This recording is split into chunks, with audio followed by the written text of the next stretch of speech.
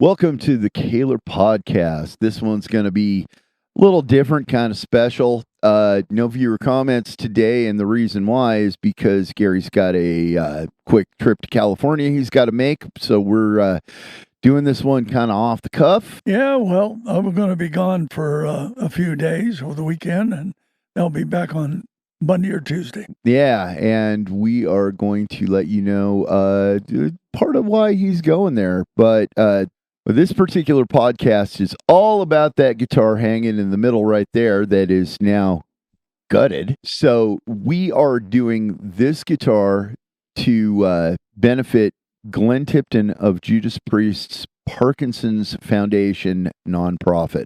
Glenn Tipton is a guitar player for Judas Priest. And he's played a Kahler for 42, 43 years. It's mid-'80s, right? It was, I think, it's somewhere between 84 and 86. Yeah, something like that. And he's been a real influence in our marketing department. And he's helped us do a lot of stuff to sell well over 1,200,000 of our bridges. Yeah, and he's always spoken very, very highly of the 2300. Yes, he has. Yeah. Even when he went, from Fender to ESP, he still insisted on having a Kahler. I just can't say enough about the man. Because of that, we really wanted to do something to show our appreciation, our support, and to help with his efforts to battle Parkinson's. So I actually have some experience in this, and it's a big part of what brought me to Kahler, actually. Well, why don't you tell us about that? I don't want to get into a lot of the gory details, but I went through some pretty rough things in my life, and like at a very specific time. And man, I didn't know what I was going to do. And so I sat there and I thought about it. And just, what is it that makes me happy, that makes me forget all this stuff? And the answer has always been music. It's always been sitting down and playing.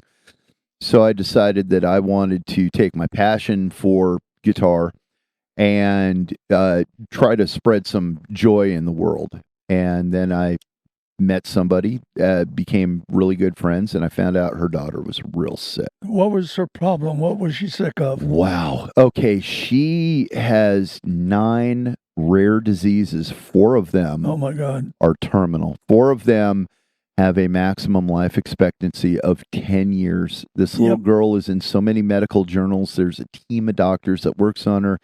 She's in the national, was it NORD? I forget what NORD stands for. Rare diseases are rare. But, I mean, she has things like MBD5 gene deletion, mitochondrial disorder, my God, microcephaly, things that normal people just did. They got no idea.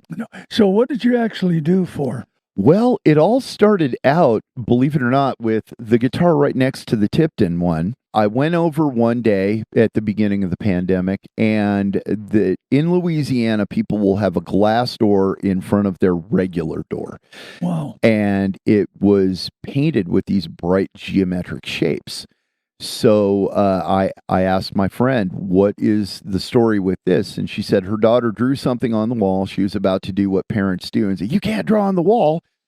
But, they've got a crash cart, things like that in their house. And she was like, I'm not going to yell at my daughter, I mean, every moment is borrowed time. So she got an empty picture frame, hung it around what she drew on the wall. But then she was like, well, I don't want a bunch of picture frames on a bunch of squiggles on the wall. So she pointed at the glass door and said, you want to do that great big thing next? And she figured I can just, wash it off and let her do it again and again. And well, that's interesting. So what did you actually do? Well, what I did was I had that guitar right there. That's a kit. Yep. And it had never been painted or put together. And I said, what if we have her decorate this guitar as a gift to her sister, who also plays guitar? And my friend Angie actually reminds me a lot of Alicia from Six Gun. Okay. brilliant businesswoman, all kinds of other things like that. And so she immediately made a nonprofit and said she wanted to make a living legacy to her daughter, and asked me if I would help. And you did. How do you say no? It was very short-lived. Coming up with the funds and things like that for a nonprofit is very, very difficult, which is why it's so important to Kahler that we do everything we can to help Glenn Tipton. Now, Glenn Tipton doesn't need as much help as an anonymous little girl because he's got some notoriety. But you know what? Parkinson's it's an expensive disease for people to deal with. Well, that's true. But let's get back to your project. We'll get back to the project. And it was called what? It was called the Squishy Guitar Project. Squishy is the little girl's nickname. She is just the most adorable thing, and just so smart too. So you raised money for their nonprofit. We raised money to build custom guitars for children with rare and terminal diseases. The very first kid we built a guitar for is one of 85 people in the world that has a very rare brain disease. He was completely normal, and he woke up one day and he was number 85. And it was the greatest thing. We got his favorite band to play his new guitar, play his favorite song on stage, and then they gave it to him. Well, you have pictures of that. We do. I saw that. Yes. And you know what? He went up to his dad later. They made him an honorary member of the band. And he went up to his dad and he said, I just want to let you know, I'll never give you any problems going to the hospital or seeing doctors again, because I'm a rock star now, and rock stars are not afraid. Yeah. Oh. Well, you know, I heard about some of that even before I knew you. Yeah. And then for some reason, I got a chance to meet you and you were asking a question about the company. And I thought, why would anybody want to do that, you know? And it was for the benefit of the people. Yeah. And there wasn't any profit in it for you. None. And it cost me money. Well, a lot. That was one of the reasons why we talked, and many times, and you came here, and I went to Louisiana because, those things are important. As I get older and I have my own problems with cardio, I can really identify with that stuff. A lot of musicians deal with things over the course of their life, and some of us don't pick the best ways to deal with it. I know that I didn't, and so I find that when I do something that I love for the benefit of somebody who cannot do it for themselves, it gives me a sense of fulfillment that I can't get anywhere else. Well, I think we all feel that way, not just yourself. I feel that way to give back, and now that I'm an old person, I can tell you that does make a difference, and that's how we got involved. And without you having an experience of that whole process on how does this all work, we would probably never do this process, because I damn well haven't had that experience. Well, the beauty of it is that the very first company that we reached out to try to help us was Seymour Duncan, and that was with your project. That was with the Squishy Guitar Project, and Seymour Duncan, they were great, and they immediately said, wow, you guys have no idea what you're doing. And we were like, guilty as charged. And then they said, but we like this so much, we want to help. And so they gave us all kinds of guidance, because they're a huge company that deals with this kind of thing all the time. So they told us exactly how to work with other companies. And because of that experience, I was able to get a hold of Judas Priest. You had some really key influencers, though, that helped you there, musicians. I certainly did. Now, the beauty is that we did for the second kid that we ever did, he had to spend 100 days in isolation. And my good friend Angie came up with this idea. I want 100 guitar players to give like a little, 5-second shout out to this kid. You got this. And I want it in a week. And I thought, you're nuts. But Brad Lindsay, the guitologist, this project meant a lot to him. So he was, pardon the pun, instrumental in getting all this started. He reached out to Philip McKnight, Glenn Fricker, a few other people. Now, you want to explain who those people are? Yeah, okay. So the guitologist is, he's more of a music journalist, guitar journalist, very, very nice guy. And then who is Fricker? Yeah, well, we'll do Philip McKnight first. Philip McKnight has a really, really popular podcast on every Friday. It's loaded with great information. People just come in, they ask him questions. He's a very, very knowledgeable, very likable guy. And he just sits there and spends all kinds of time. Fricker. Fricker is, he's something, that guy. He is not afraid to let you know exactly what he thinks. Very, very knowledgeable.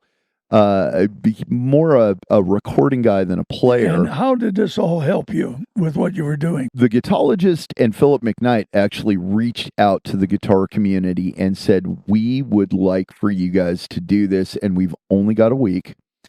Yep. And we only did because it was really touch and go with this kid. We didn't know what was going to happen. And so we got over 150 people. And then the guitologist put it all together for us because I was offshore deep sea diving in the Gulf of Mexico. Yeah, it's a little hard to handle that 250 foot down the ocean. Bring my laptop down and set it on top of the pipeline. But anyway, that happened. Yeah, that happened. And then with Fricker, he made a one of the little videos for us, and I reached out to him, and I don't know if he ever got the message, but then Squishy got too sick, and we had to shut down the charity. I see. Her mom wanted to just be a mom, and so the Squishy Guitar Project is no more.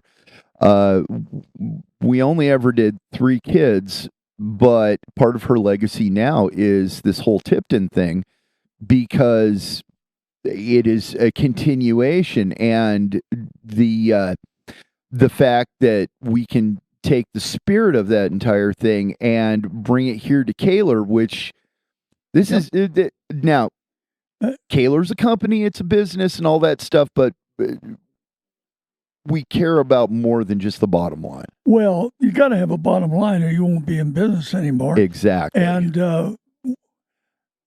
day in and day out, we always have to be aware of that because that's just how it is. And particularly if it's American manufactured, because it's going to cost more money. So we've got to have more features and benefits and proof of that than a lot of people do. Yeah. And because we're not selling as many OEMs as we did before because of the cost. And however, we feel that in the future that might make a difference if enough end users speak up, that's what's important. But on your project, on the Squishy project, or one of the other ones, you had another main star that helped you out with that, didn't you? Geez, let's see. We had a handful of people that were really from Ibanez. Hey Angie, this is Steve Vai, and look what I got. I have this charming poster for Squishy, and I understand what the challenges are, and I want you to know you're doing great, giving service to our loved ones in their time of need. That's it, and that's beautiful, and you're doing just fine.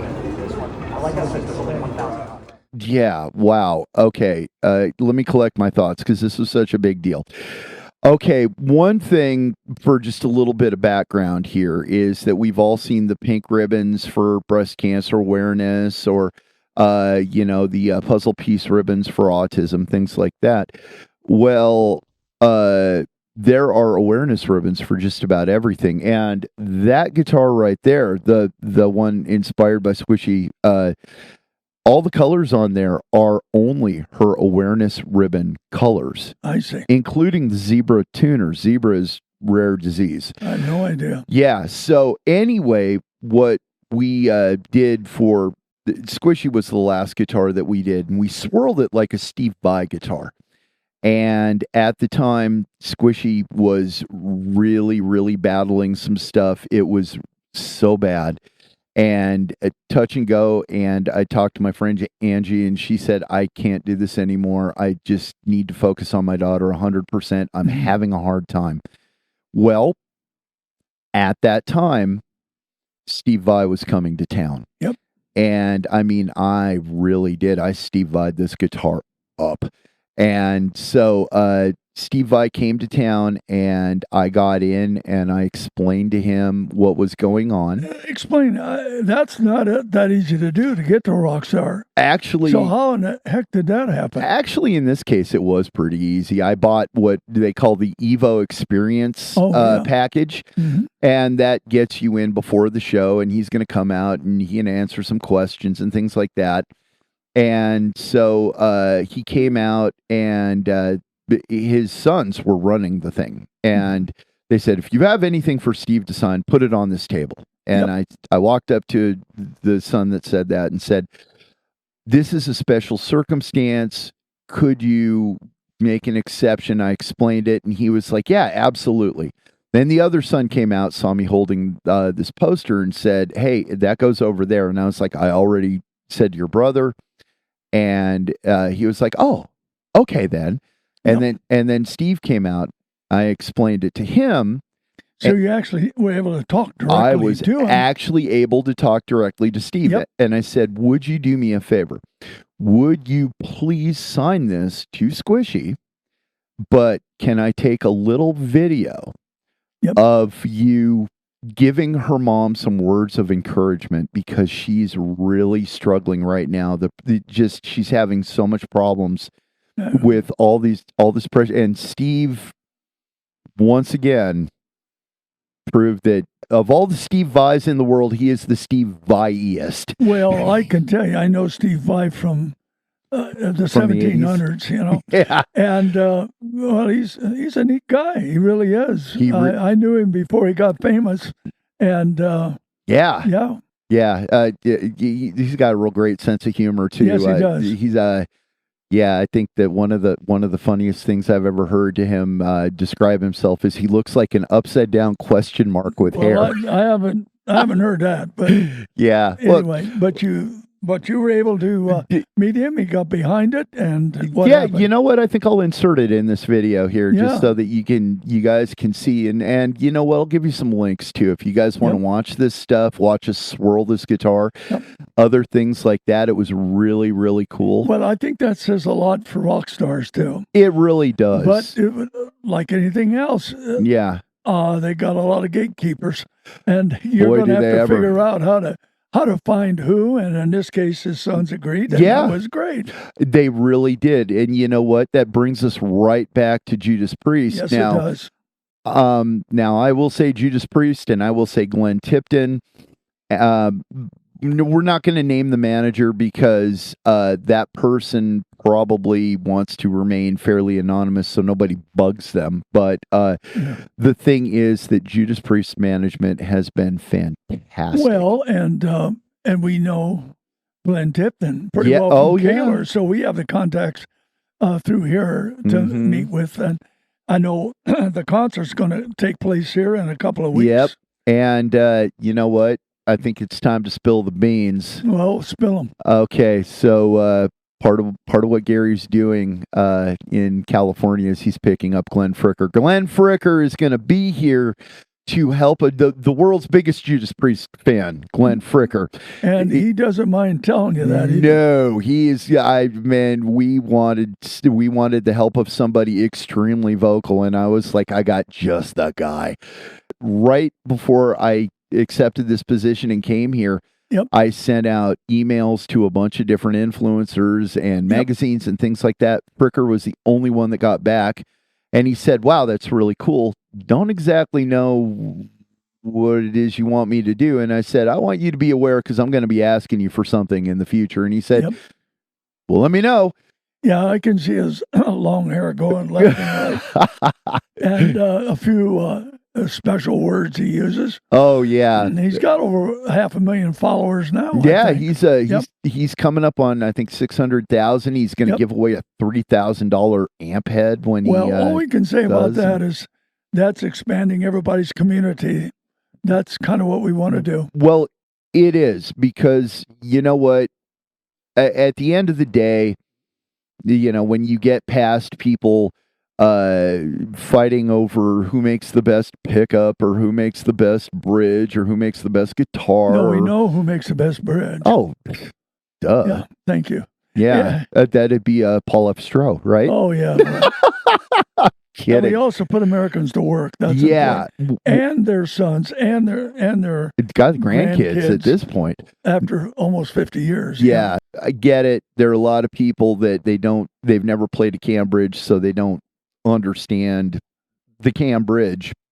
And we need to figure out a way to put that into the hands of more people. But our fulcrum bridges are, in my opinion, the best fulcrum bridges. Well, I'll tell you, they are. But let's get back with Fricker.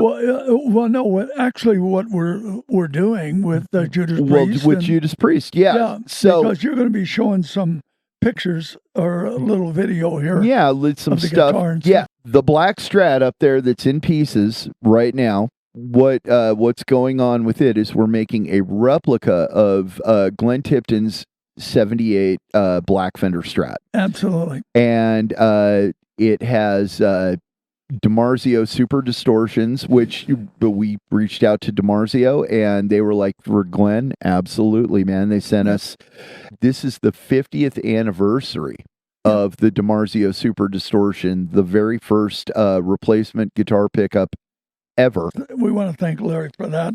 Yeah. Oh, yeah. Geez, Larry DiMarzio. What a great thing that he did. That was good, and also Fender and Fender for helping us out on what they did. Too. Yeah, Fender helped us out a lot, and then the bridge, the 2300, that was no problem. We're going to help you out on that one. Yeah. And that stainless steel pickguard. Oh, we had to make that in our shop. Had to make that in the shop. And you guys used to make, aluminum pickguards, right? All kinds of pickguards. Yeah, but it's been decades. Well, we stopped making them, I think, 30 years ago. Yeah. Yep. So had to retool to do we had to tool for this particular one. Yeah. And we generally don't do flat stock. So that had to be done on a Bridgeport, just regular conventional Bridgeport. So that took a little longer, but we got it done. We got it done. We had to make more than one because just in order to be able to hold it correctly, it needed to be thicker than just one. Yeah. So we made a couple. And we sent the best one off to the UK. One, they were all good. Well, they're all good, but I sat there and I just looked for the one that gave me the best feeling. And anyway, that was polished stainless steel. Highly polished. Yep. Stainless steel. So sent it off, and Glenn Tipton signed it, and their management has it with them. They're going to bring it here. The rest of the band's going to sign it. Yep. It is my hope. Yep. It is my hope that Judas Priest takes this guitar and they play a song. It'd make me happy if they played the entire concert with the guitar. Yep. But, if they play like a song, on this guitar, take it with them and say, this is the Glenn Tipton guitar. Why we're doing it. You can auction, can buy it at auction at the end of this tour. So many people offer these meet and greets where you can buy like a guitar that they will play one song on stage and then get a picture of them giving it to you. And it's like this unreal amount of money. Yep. Well, that guitar right there that we're making is very special. Yep. A lot of work's going into it. A lot of very personal things. There's so many personal things behind that guitar. There's only one. Although I might make one for myself because it's just so dang cool. But without the signatures. Well, no. That's without the signatures. But and you know what? I just want to say something a little personal too. I was a really, really goofy kid growing up. I was gawky. I was uncoordinated. Yeah. You think you've recovered yet? Or well, I'm not nearly as self-conscious or as afraid of my shadow as I was when I was a little kid, and I owe all that to heavy metal. It's true, and this is a way that for me to personally show my appreciation to the music that made me into the person that I am today, and Glenn Tipton and Judas Priest, who played such a huge role in turning my life around, teaching me what self-esteem and self-respect were. And it just feels like the right thing to do. Well, I don't think people can see that, but you actually tear up when you say that. I really do. No, you really do. I very serious about that. Really do. And that's what makes a big difference personally. Yeah. And it's personal for me too, because I like this guy and I like the band, and we're doing what we can. I might say too that, you went through the whole Squishy guitar project. Yeah. And that's part of the reason you're here, because you understand the process. Oh, yeah. There's a hell of a process involved in doing this whole thing. I mean, everything from the managers, who owns the book, who owns all that, all has to be cleared. And we're in the process of doing that, and I think it's coming along fine. I think so, too. And, as I said before, we've got the full support of Judas Priest. Yep. We've got the full support of their management. We're talking to the different powers that be, and so far they are being very receptive, which is great. This is happening. We got Fricker, the world's biggest Judas Priest fan, coming to help us do all this. I mean, he really enjoys what he does, and he just has one hell of a community. I can relate, because we were both blue collar workers that finally got to the point where we could live our dream. Well, it's something like me. I'm a blue collar worker too. Absolutely. Working on a farm and machines. Going all the way back to that farm. A great way to bring this all in full circle is that when I was battling my demons, and when I was trying to figure out how in the world, what is it that I still feel is good? What is it? And I just sat there and I looked over and I was like, my guitar is the only thing that's never let me down. I want to make the world a better place, one guitar at a time. I don't even know what that means. And now I'm sitting here in Las Vegas, across the table from Gary Kahler, and we're doing something with arguably the biggest heavy metal band in the world. Yeah, it really is. And I'm really thankful that we can bring this all together. Yeah. Because it's really a challenge business-wise, because there's many things you have to bring together with a famous thing. I mean, everything from publishers to other management, personal managers, everybody has to agree. And so far, we're doing okay and getting that done, and we're going to go forward and get it done. Yeah. That's what we're going to do. And the biggest key that I have to say, and I'm going to look right in this camera when I say this, the biggest key: you haven't failed until you give up. So just don't give up. Keep going. Even if it's just a little, even if it's just the littlest thing, just keep going. Just don't give up. And I will say this, that from a business point of view, everything we've done in the past for the last 45 years, we're not about to give up, because if we did as a business, what the hell did that past mean anyway, when you're running the last miles of a race, Certainly everybody knows that you really care about your employees. I mean, even the customers, man. The customers so much. That's what I was going to say. End users, the players, they're the people that make the difference. Yeah. I come from being a player, not a guitar player necessarily, but a player. And believe me, it's the musicians that make it work.